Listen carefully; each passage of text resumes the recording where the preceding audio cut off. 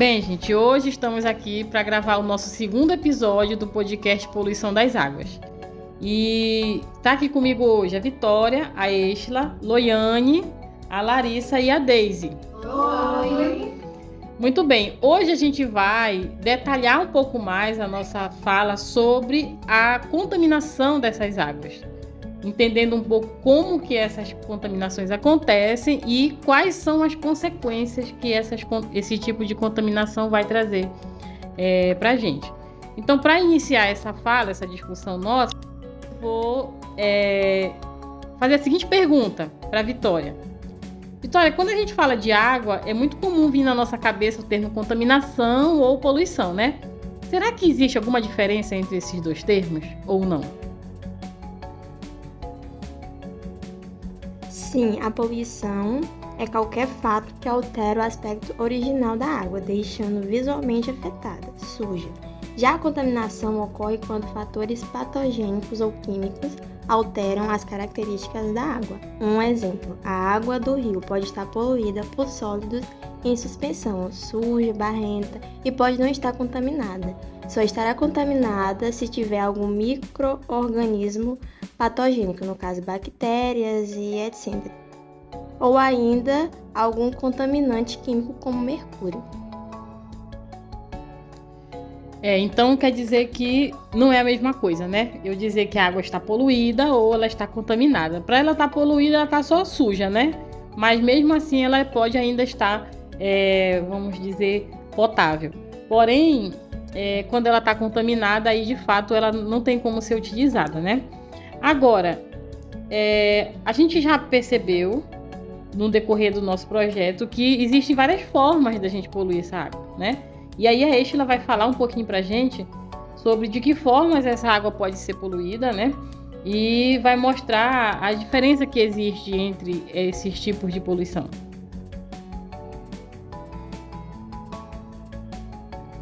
Existem várias formas de poluir a água. Poluição sedimentar, a biológica, a térmica e a química. Falando um pouco sobre a poluição sedimentar, que ocorre quando o acúmulo de partículas em suspensão, tais como o solo, de produtos insolúveis, inorgânicos e orgânicos. Isto é resultado, por exemplo, da acumulação de lixo e detritos, que possuem poluentes e químicos e biológicos, que impedem a entrada de luminosidade nos recursos hídricos, o que dificulta a fotossíntese realizada pelas algas e visualização da comida pelos animais aquáticos. Esse tipo de poluição ocorre atualmente a maior massa de poluentes e gera a maior quantidade de poluição.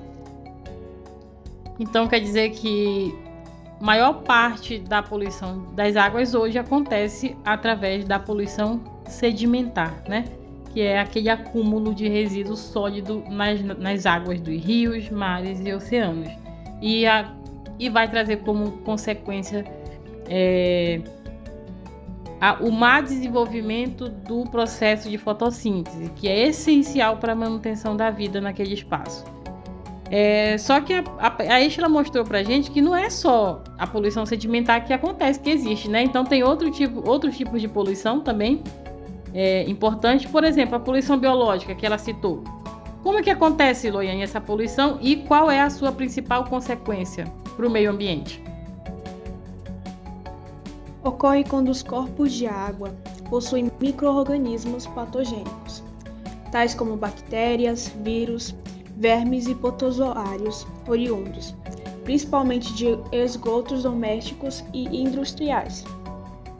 Eles podem ser lançados diretamente na água ou podem infiltrar-se nos solos atingidos, como águas de poços ou de nascentes. E as principais consequências desse tipo de poluição são várias doenças que podem ser transmitidas a humanos e animais. Então quer dizer que a poluição biológica da água, ela vai trazer como consequência para a gente as doenças, né? E aí a gente pode citar algumas aqui, por exemplo, a febre tifoide, a cólera, a salmonela, leptospirose, a hepatite, a ectossomose, amebíase, giardia, dentre outras. Então, todas essas doenças, elas são causadas por algum agente patogênico que teve acesso a essa água e contaminou ela, né?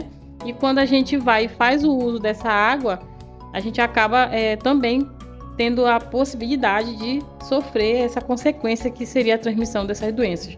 Não só para nós seres humanos, como também para os animais.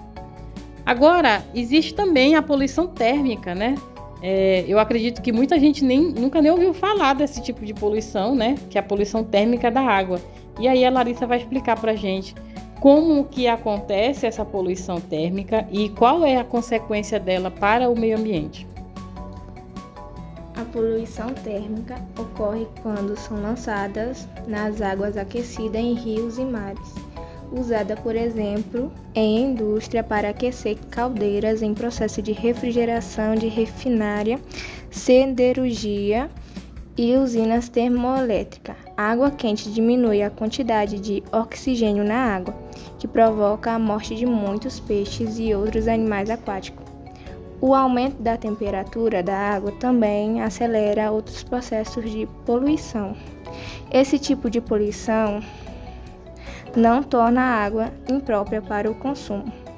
Então, para finalizar, e não menos importante, a gente vai falar do último tipo de poluição, que é a poluição química, né? E aí a Daisy ela vai comentar para a gente como que essa poluição acontece e qual é a consequência dela para o meio ambiente.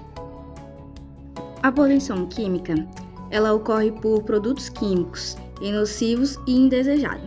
Por exemplo, fertilizantes agrícolas, herbicidas, inseticidas, tintas, detergentes, remédios e entre outros. Há também o derramamento de petróleo, que é causado pelos acidentes de navios. Além disso, o descarte de compostos inorgânicos e minerais, no caso metais pesados, que podem causar intoxicação, morte e também deformações.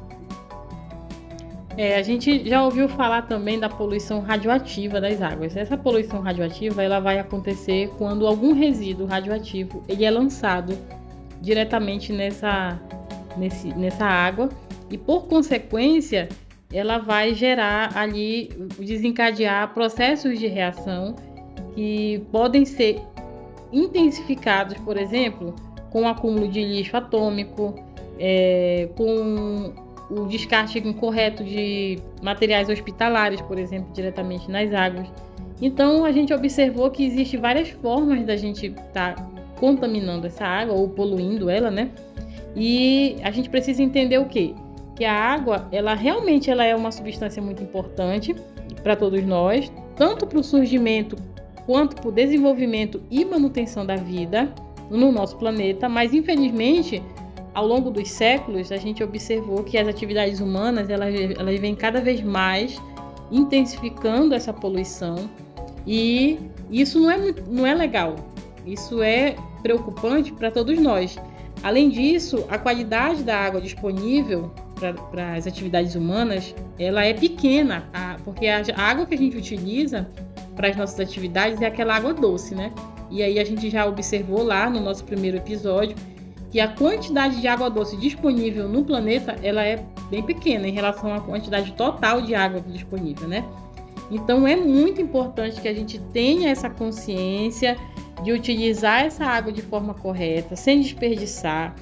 E muito mais do que isso, a gente precisa também evitar, conhecer essas fontes de poluição para de alguma forma a gente conseguir evitar que ela aconteça, né? Ou diminuir a sua ocorrência.